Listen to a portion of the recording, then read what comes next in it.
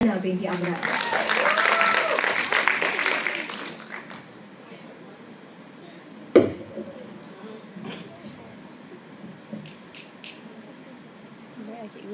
Salam sejahtera. Sebelum saya mulakan dengan hujah saya, izinkan saya membidas kata-kata pihak pencadang.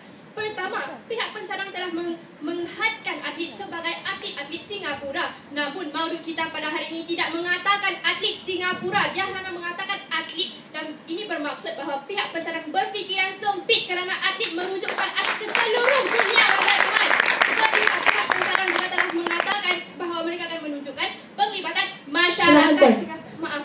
Penglibatan masyarakat Singapura apabila adanya insentif berbentuk wang. Namun maudud pada hari ini merujuk kepada para atlet, bukan masyarakat Singapura, warga dewan. Ini saya akan mulakan dengan hujah saya. Insentif merujuk kepada sesuatu yang mendorong seseorang untuk meningkatkan prestasi mereka. Menurut Profesor Kevin Tipton dari Universiti Stirling, untuk seseorang meraih insentif, keperluan asalnya haruslah dipenuhi dahulu.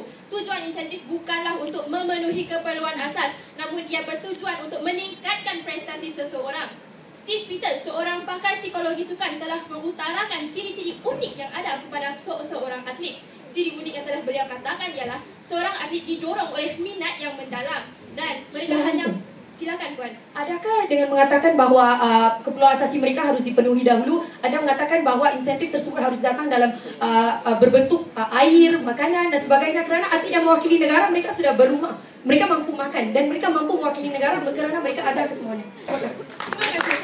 Jika Anda mengatakan bahawa keperluan asas mereka sudah dipenuhi, bukankah Anda bersetuju dengan kami bahawa keperluan asas sudah dipenuhi, justru insentif berbentuk wang tidak perlu untuk memenuhi keperluan asas mereka? Maaf Puan. Kembali kepada hujah saya.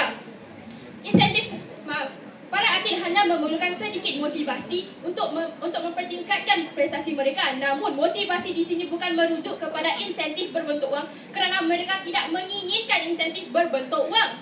Justru pihak penyanggah akan membuktikan pertama, kesan-kesan negatif insentif berbentuk wang. Silakan Puan. Silakan Puan. Bagaimana anda boleh mewakili atlet seluruh dunia dengan mengatakan bahawa mereka tidak mahukan insentif berbentuk wang?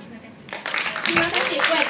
Mereka sudah saya katakan bahawa atlet mempunyai ciri-ciri unik dan mereka bukanlah manusia biasa. Dan ciri unik yang ada kepada mereka ialah mereka didorong oleh minat yang mendalam, bukan oleh wang. Maafkan saya Tuan. Justru saya akan memulakan dengan hujah saya. Pihak penyanggah akan membuktikan pertama, kesan-kesan negatif insentif berbentuk wang. Dan mengapa adanya kesan-kesan negatif ini? Kerana itu bukanlah motivasi yang diinginkan oleh para atlet. Kedua, kami akan membuktikan ketidakberkesanan insentif wang sebagai pendorong untuk meningkatkan prestasi para atlet. Dan yang ketiga, kami akan menunjukkan motivasi ekstrinsik yang lain yang lebih wajar untuk diberikan kepada para atlet. Silakan Puan. Maaf Puan. Lantas, kayu ukur yang akan kami letakkan ialah selagi mana insentif berbentuk wang gagal untuk menjadi motivasi yang dicari oleh para atlet, selagi itulah ia tidak wajar untuk diberikan kepada mereka. Nampaknya pihak pencadang telah dimanipulasikan oleh maudud sehingga mereka rasakan wang adalah solusi. Walhal, wang adalah ibu kepada pelbagai masalah.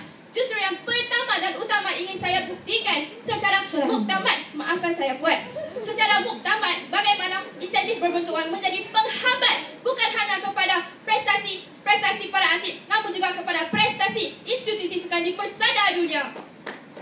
Ini saya berceritakan tentang seorang atlet bola keranjang yang potensinya tidak meningkat kerana adanya insentif berbentuk wang. Namanya Glenn Robinson.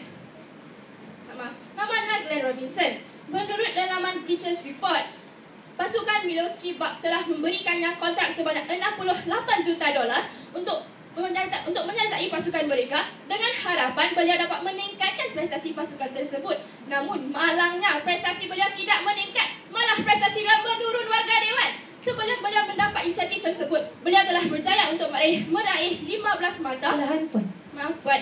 Meraih 15 mata di setiap pertandingan. Namun selepas meraih insentif tersebut, beliau sudah tidak dapat untuk melebihi 15 mata. Mengapa warga dewan? Kerana beliau terlalu tertekan dengan jumlah wang insentif yang diberikan yang terlalu banyak sehingga prestasi beliau menurun. lihat sahajalah warna persidangan. Bagaimana insentif wang gagal untuk menjadi pembakar semangat, malah yang melesakkan dan memadamkan kejayaan seseorang atlet. Ini hanyalah satu contoh warga dewan. Ada banyak lagi contoh yang telah dikatakan oleh wartawan New York Times, seperti atlet-atlet seperti Donald Young, Ricky Williams dan Ryan Leaf yang prestasi juga menurun kerana adanya insentif berbentuk wang. Silakan Puan. Silakan Puan. Kenapa anda mendatangkan dengan masalah-masalah terkecuali? Jika benar masalah insentif kewangan ini menghambat mutu dan prestasi mereka, tidakkah wajar anda menunjukkan satu daripada jumlah 100 di antara mereka? Kenapa anda tidak mendatangkan dengan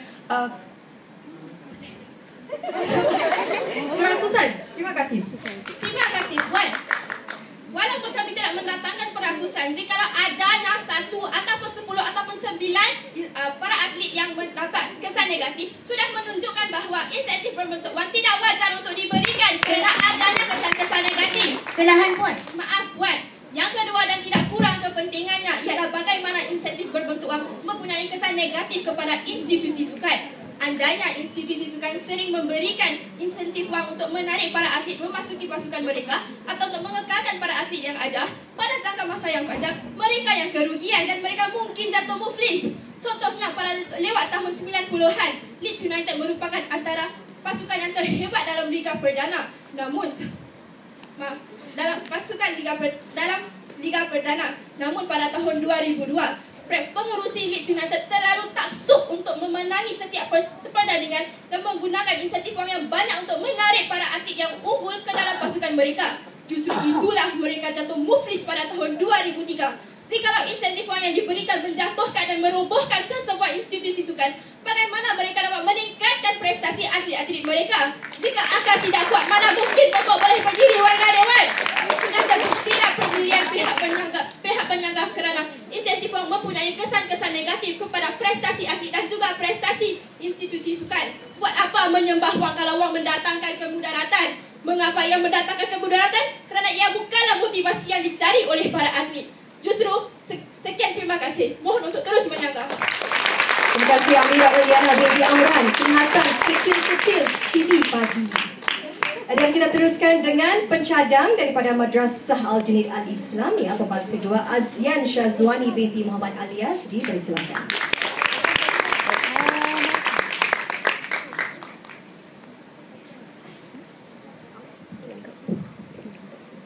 Percubaan suara.